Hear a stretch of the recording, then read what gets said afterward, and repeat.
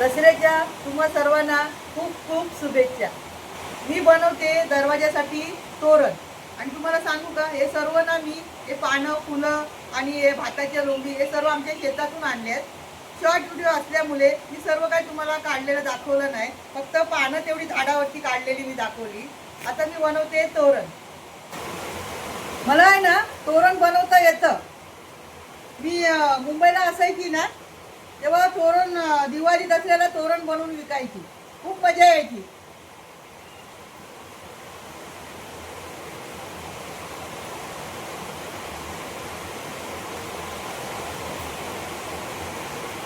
असं एक हात मापून द्यायची, 20 रुपये।